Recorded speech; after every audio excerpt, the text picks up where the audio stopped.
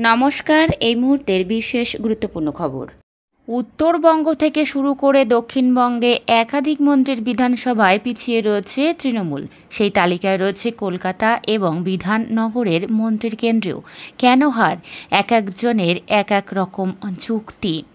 তারা সকলেই 2021 সালের বিধানসভা ভোটে জিতেছিল। তারা সকলেই রাজ্যের গুরুত্বপূর্ণ মন্ত্রী, কিন্তু লোকসভা নির্বাচনে তাদের বিধানসভায় পিছিয়ে গিয়েছে তৃণমূল। উত্তর দিনাজপুর থেকে কলকাতা রাজ্যের 8 জন মন্ত্রীর বিধানসভায় হার হয়েছে জোড়াফুল শিবিরের। এই মন্ত্রীদের মধ্যে সবচেয়ে উল্লেখযোগ্য হলেন শিল্পমন্ত্রী শশী পাঁচা এবং দমকলের স্বাধীন দায়িত্বপ্রাপ্ত মন্ত্রী সুজিত বসু।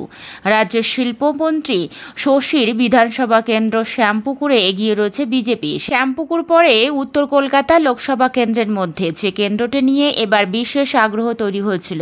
উত্তর কলকাতা লোকসভায় তৃণমূলের সুদীপ বন্দ্যোপাধ্যায় জিতলেও শশীর শ্যামপুকুরে এগিয়ে রয়েছে বিজেপির তাপস রায়। পাশাপাশি কলকাতা লাগোয়া বিধাননগর বিধানসভাতেও পিছিয়ে রয়েছে তৃণমূল, যেখানে বিধায়ক রাজ্যের মন্ত্রী সুজিত।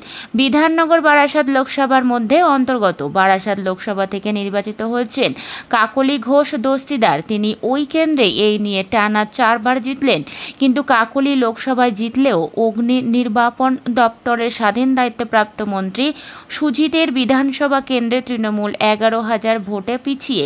কলকাতা এবং বিধাননগরের যখন এই ছবি, তখন উত্তরবঙ্গে নজর রাখলে দেখা যাচ্ছে রাজ্যের শিক্ষা প্রতিমন্ত্রী সত্যজিৎ বর্মনের বিধানসভা কেন্দ্র হেমতাবাদে 8,000 ভোটে পিছিয়ে রয়েছে শাসক তৃণমূল। হেমতাবাদ পরে রায়গঞ্জ লোকসভার মধ্যে। রায়গঞ্জ লোকসভা এবার জিতেছে বিজেপি। উত্তরবঙ্গের মালদহে 2 মন্ত্রী তাজমুল হোসেন এবং সাবিনা ইয়াসমিনের বিধানসভা কেন্দ্র পিছিয়ে তৃণমূল। উত্তরবঙ্গ উন্নয়ন দপ্তরের প্রতিমন্ত্রী সাবিনার কেন্দ্র মোথাবাড়িতে ব্যবধান বিরাট। তার কেন্দ্রটি পড়ে দক্ষিণ মালদহ লোকসভা কেন্দ্রের মধ্যে। অন্যদিকে ক্ষুদ্র ও মাঝারি শিল্প দপ্তরের প্রতিমন্ত্রী তাজমুলের হরিশচন্দ্রপুর বিধানসভা পড়ে মালদহ উত্তর লোকসভার মধ্যে। ওই লোকসভায় এবারও জিতেছে বিজেপির খগেন মুর্মু। মন্ত্রী তাজমুলের কেন্দ্র হরিশচন্দ্রপুরে তৃণমূল পিছিয়ে 5,000 ভোটে। সাবিনার মোথাবাড়িতে কংগ্রেসের চেয়ে তৃণমূল পিছিয়ে 34,000 ভোটে। প্রসঙ্গত, সাবিনার মোথাবাড়ি যে মালদহ দক্ষিণ লোকসভা কেন্দ্রের মধ্যে পড়ে, সারা রাজ্যের মধ্যে একমাত্র সেই লোকসভাতেই এবার জিতেছে কংগ্রেস।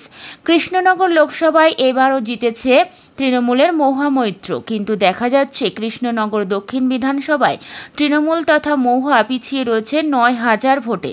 কৃষ্ণনগর দক্ষিণের বিধায়ক উজ্জ্বল বিশ্বাস রাজ্যের বিজ্ঞান প্রযুক্তি মন্ত্রী।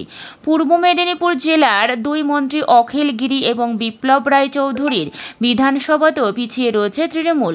কারা প্রতিমন্ত্রী অখিলের রামনগরে বিজেপি এগিয়ে রয়েছে 9,000 ভোটে। আর মৎস্য প্রতিমন্ত্রী বিপ্লবের পাঁশকুড়া পূর্বে তৃণমূল 3,000 ভোটে পিছিয়ে। রামনগর বিধানসভায় কেন্দ্রটি পড়ে কাথি লোকসভার মধ্যে, আর পাঁশকুড়া পূর্ব তমলুকের অধীন। 2টি কেন্দ্রে জিতেছে বিজেপি। কেন ধরে রাখতে পারলেন না নিজেদের বিধানসভায়, সেই প্রশ্নে এক একজন মন্ত্রী এক এক রকম যুক্তি দিয়েছেন।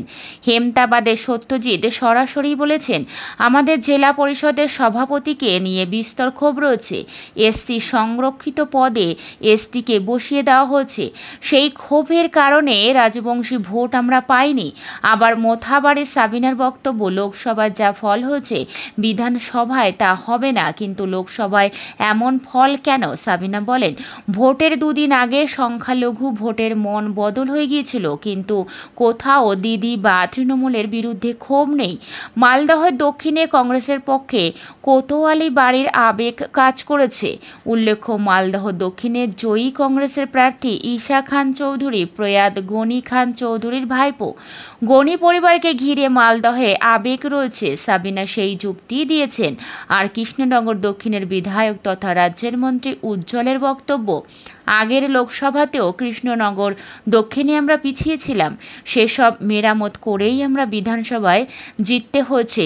মন্ত্রী তথা রামনগরের বিধায়ক অখিলগিরি স্পষ্টই জানিয়েছেন, এই হারের কারণ খুঁজতে রবিবার তিনি পর্যালোচনার বৈঠক করবেন। সেই বৈঠকে ডাকা হয়েছে বুথ স্তরের নেতাদেরও।